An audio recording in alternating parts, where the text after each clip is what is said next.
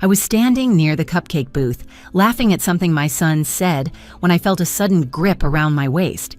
I looked down and saw a little girl, no more than 7, clinging to me as if her life depended on it. Her hair was messy, her blue dress faded and wrinkled. She tilted her face up and whispered with urgency, "Mommy, they found us." My heart jolted. I don't have a daughter.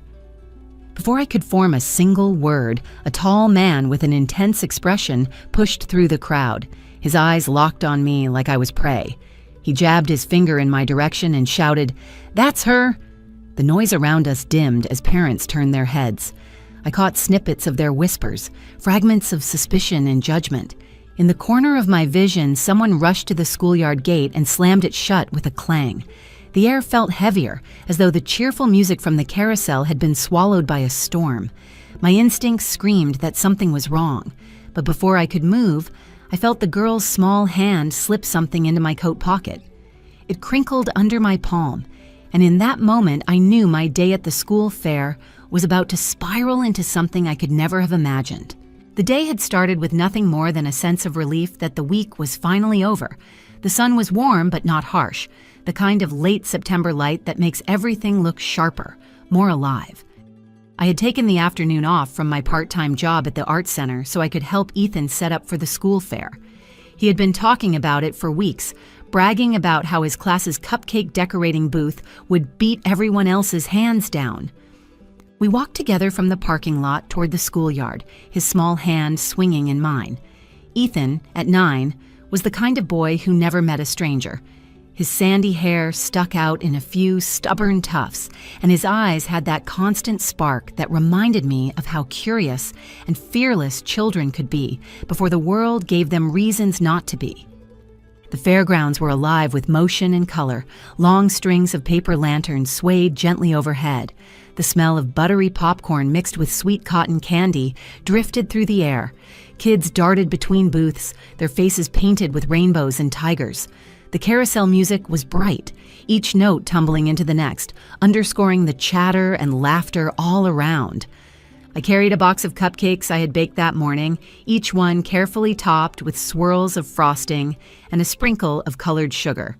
Ethan had insisted we enter them in the contest together, though I had a feeling he planned to spend more time sampling the competition than guarding our table. We found our spot, a folding table draped in a checkered cloth, and began arranging the cupcakes in neat rows. "Mom, you're going to lose to me again this year," Ethan said with a confident grin, pulling out his own batch, ones he had decorated with far more enthusiasm than skill. The frosting on most of them leaned heavily to one side, but his pride was unshakable. "Not a chance," I replied, laughing as I straightened a toppled cupcake. "I've been practicing my frosting skills all week." As we worked, I spotted familiar faces in the crowd. Principal Harris was making his way between booths, clipboard in hand, greeting parents and students with a warm smile. He was the kind of principal who remembered everyone's name, the kind who made you feel like the school was an extension of your home. Near the lemonade stand, I saw Nancy Price, my neighbor from 2 streets over. She was waving at me while trying to keep her 6-year-old twins from toppling a stack of plastic cups. "Lauren," she called, "you've outdone yourself with those cupcakes." "Let's see if the judges agree," I answered, smiling back. For the first time in a long time, I felt settled. The move to this town had been a leap of faith. After my divorce from Mark 3 years ago, I had wanted a fresh start, a place where Ethan could feel safe, where I could rebuild without the constant shadow of a failed marriage. It had taken months to find a house we could afford and a school where Ethan could thrive. But standing there in the middle of the fair, surrounded by friendly faces, it felt like the decision had been the right one. The afternoon unfolded in a comfortable rhythm. We took turns minding the cupcake booth and wandering to other parts of the fair. Ethan tried his hand at the ring toss and won a small stuffed bear. I bought us lemonades from the stand run by the PTA, and we sat on the grass watching a group of older kids put on a juggling act. At one point, Nancy stopped by with her daughter, Chloe, who had a smear of face paint across her cheek. "You should see the craft booth," she told me. "They've got the kids making little clay animals. Ethan would love it." "I'll take him over there after the judging," I said. Everything about the day seemed to be going right. Even the weather felt like it had been ordered for the occasion. Blue skies with just enough breeze to keep the sun from becoming too warm. I remember thinking that it was one of those small-town afternoons people write about, the kind you imagine when you picture a community coming together. Ethan leaned against the table, sipping his lemonade. "I hope they pick mine," he said, watching as a group of judges made their way from booth to booth. "Yours have character," I told him. "That counts for something." He grinned, clearly taking that as a compliment. When Principal Harris stopped by, he took a moment to compliment our display. "You two make a good team," he said. "I'll make sure the judges know it." I felt a swell of pride at his words, not just for the cupcakes, but for the life we were building here. It wasn't perfect and it wasn't always easy, but it was ours. I didn't know then that within minutes, everything would shift. The carousel music would fade in my mind, replaced by a rush of pounding blood in my ears. The cheerful chatter of the fair would give way to tense whispers and pointed stares. I had no way of knowing that a single, unexpected touch, a small pair of arms wrapping around my waist, would crack open a day that had felt so safe, revealing something far darker beneath it. At that moment, all I knew was the sun on my shoulders, the sound of Ethan's laughter, and the steady comfort of belonging. The kind of comfort that feels so solid, you forget how fragile it really is. I was just placing the last cupcake back on the tray when it happened. The crowd was thick around the booth, people leaning in to see the frosting designs, kids pointing and tugging at their parents' sleeves. Ethan had stepped away to watch the balloon animals being made at the next table, leaving me with a moment to breathe. That was when I felt it. Two thin arms wrapping tightly around my waist from behind. At first, I thought it was one of Ethan's friends being silly. I looked down, expecting to see a familiar face, but instead I saw a little girl I had never seen before. She was about 7 years old, her blonde hair tangled and falling into her wide, pale blue eyes. Her dress looked like it had once been a vibrant blue, but was now faded, wrinkled, and smudged with dirt. She clung to me as if she had found something she had been searching for. Then she looked up, her voice trembling, but determined. "Mommy, they found us." My mind stumbled over her words. I froze, staring at her. "Sweetheart, I think you're mistaken. I'm not—" Before I could finish, a man's voice thundered over the chatter. "That's her!" Heads turned. The man was tall, with broad shoulders and an angular face. His eyes were hard and unblinking, fixed on me like I had just been caught in the act of something terrible. His stride was forceful, cutting through the crowd with an urgency that made people step back. Whispers rose around us. I could feel eyes on me, scanning me up and down, trying to piece together whatever story was already forming in their minds. I looked for Ethan and found him staring from a few feet away, confusion plain on his face. Nancy had her hand on his shoulder now, her expression shifting from friendly curiosity to concern. The man stopped only a few feet from me, his voice sharp and accusing. "You think you can just take her and get away with it?"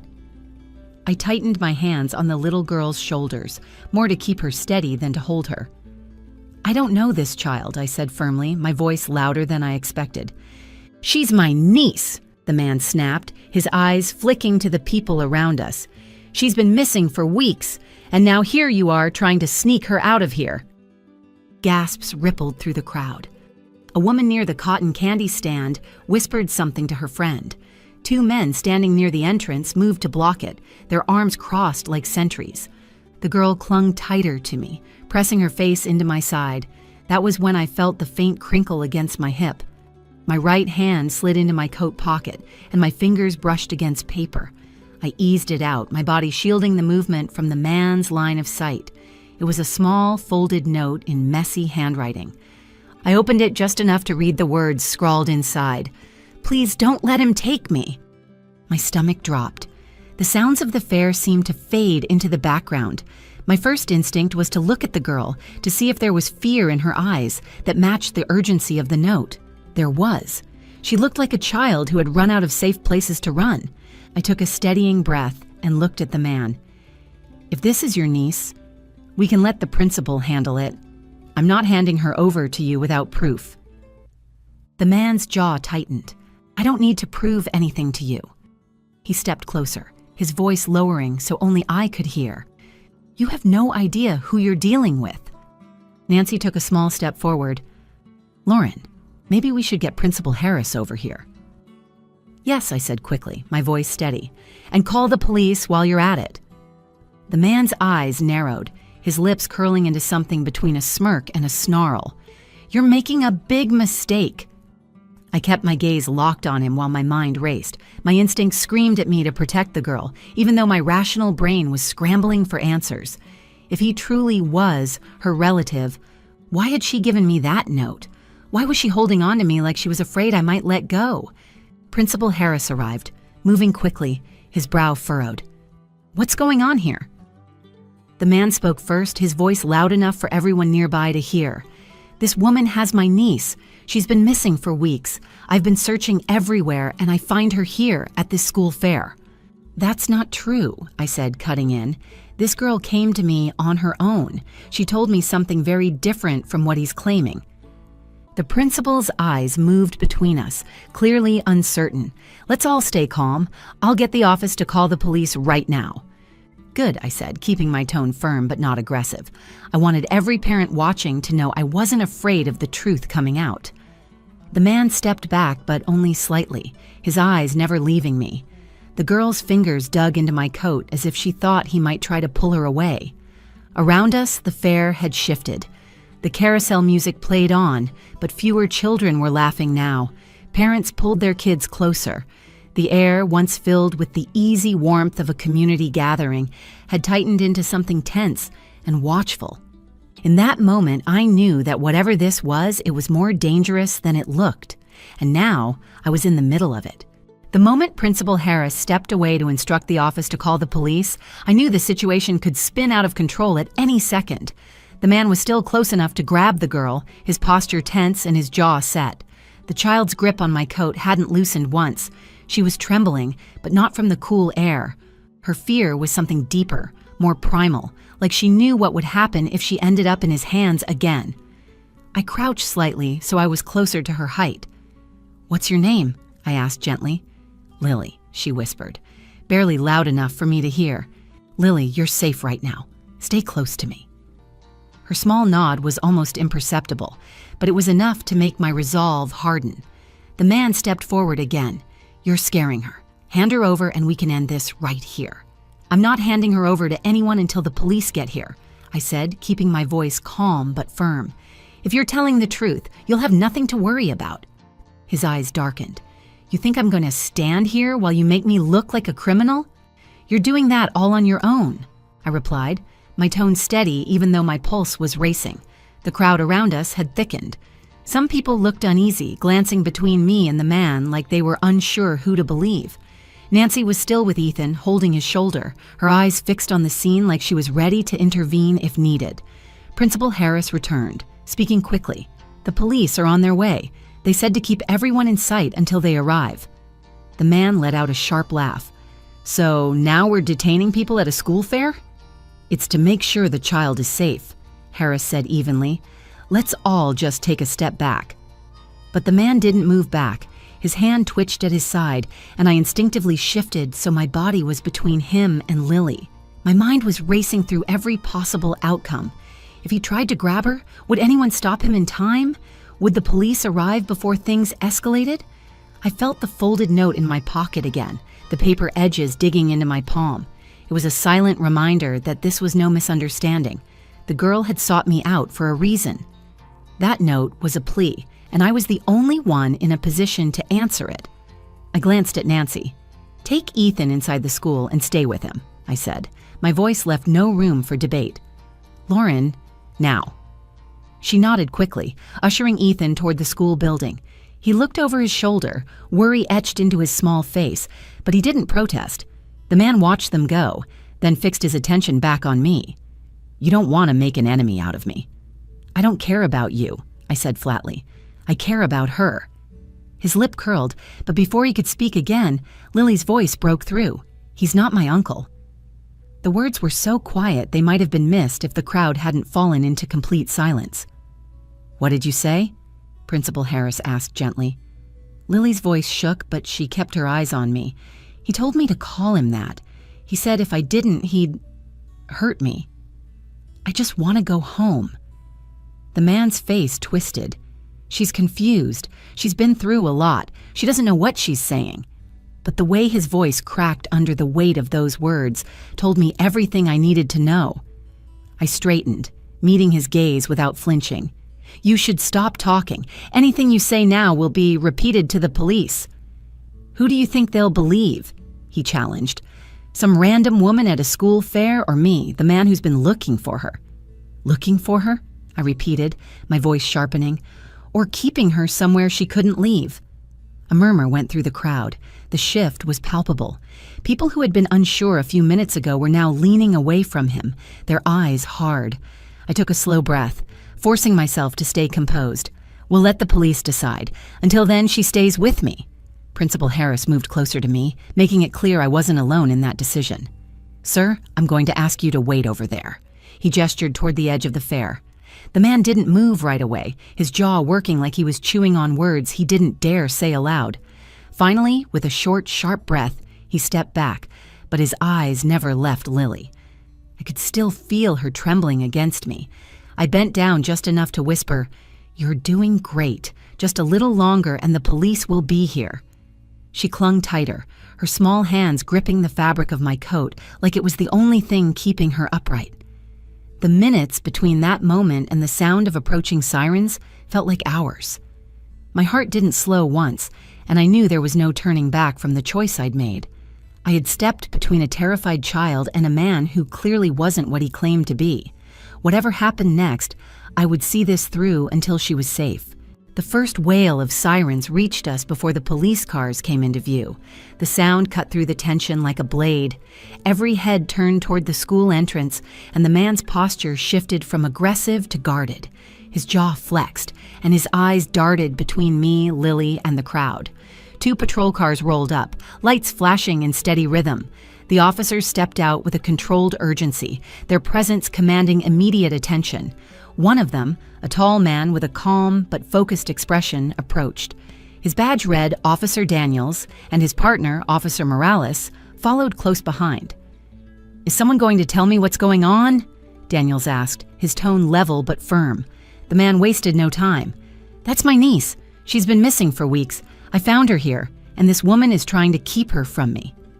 "That's not true," I said, making sure my voice carried. "This child came to me on her own. She told me something very different. She's afraid of him." Daniel's gaze shifted to Lily, who still clung to me, her head pressed against my side. He crouched down so he was at her level. "Sweetheart, can you tell me your name?" She hesitated, her small voice wavering. "Lily." "And do you know this man?" Daniels asked. Her grip on my coat tightened. "He told me to call him my uncle, but he's not." The murmur in the crowd swelled. Daniels glanced at Morales, who moved to stand between the man and us. "Lily, can you tell me what happened?" Daniels asked gently. She swallowed hard. "I got lost near the park. He told me he'd help me find my mom, but he took me to his house instead. I wasn't allowed to leave. I heard him talking on the phone about money. I ran away when I saw the fair."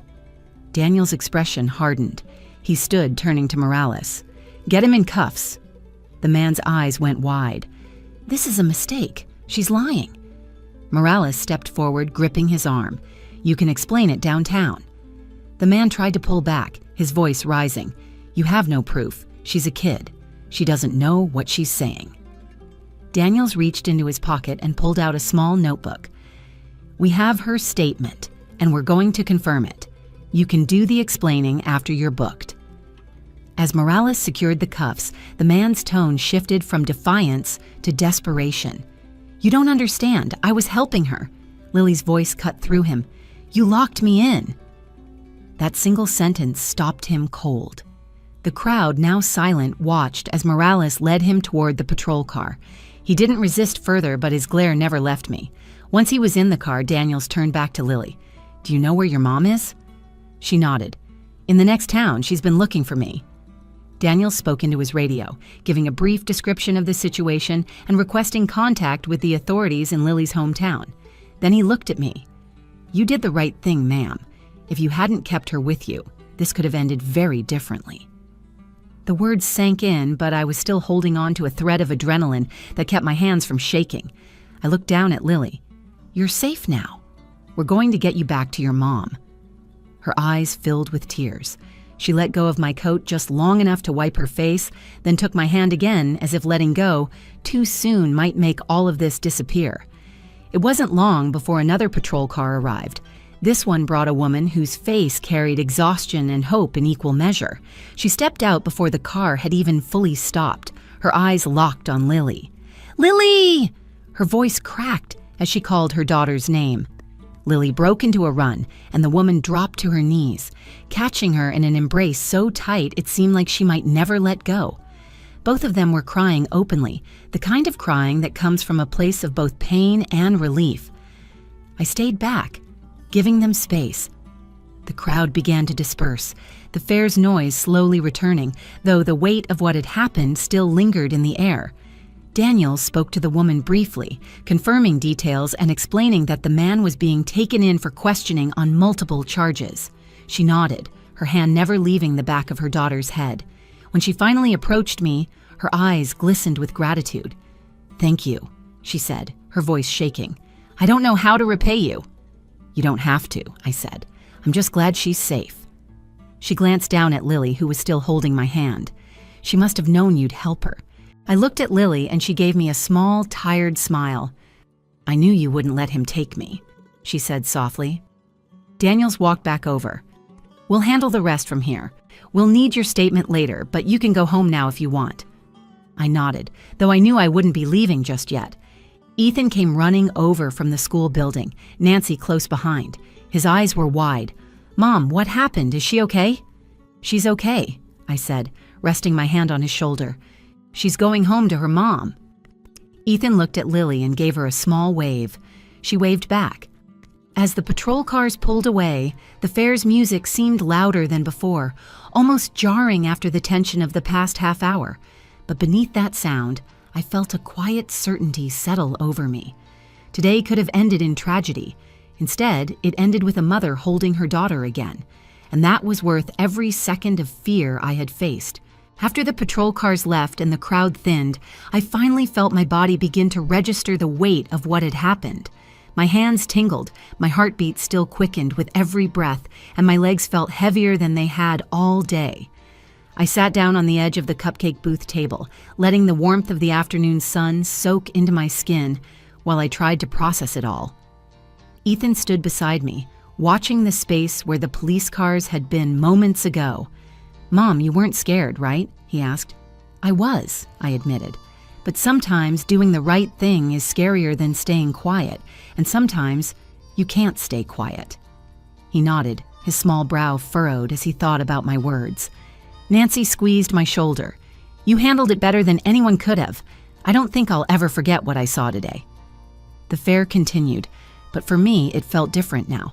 The music and laughter were back, but my mind replayed the moment Lily had clung to me and whispered for help. It struck me how fast an ordinary day could shift into something extraordinary, and how often these moments come without warning. A little while later, Lily and her mother came back to say goodbye. The woman looked calmer now, though the gratitude in her eyes was still as raw as it had been when she first held her daughter again. "We'll never forget you," she told me. "You were the first person she trusted enough to ask for help. That means everything." Lily handed me the small stuffed bear Ethan had won earlier. "You can keep it," she said, "so you remember me." I knelt so we were eye level. "I don't need anything to remember you, Lily, but I'll take it, and every time I see it, I'll think of how brave you were." When they left, I stood there holding the little bear, feeling its worn fabric under my fingers. It wasn't just a toy now, it was a reminder that sometimes the right place and the right time matter just as much as the choice to act. That night, after Ethan had gone to bed, I sat in the living room with the bear on the coffee table in front of me. I thought about how close things had come to ending very differently. I thought about how many times people see something unusual but decide it's not their business. I thought about the note Lily had slipped into my pocket, how simple it had been, and how it had carried more weight than any shouted plea could have. The truth is, we never know when we might be the person someone turns to. We never know when a normal afternoon might become the moment that changes everything. And while it's frightening to step into the unknown, It is far more frightening to imagine what could happen if we don't. If that day taught me anything, it's that listening to your instincts is not just about keeping yourself safe. Sometimes it's about keeping someone else safe too. What do you think about this story? Have you ever experienced or heard of a moment where you had to step in to protect someone, even if you didn't know them? Share your thoughts in the comments and tell me if you've faced something similar in your life. If you liked this video, please give it a thumbs up, share it with others, comment your opinions below, and subscribe to the channel for more stories like this.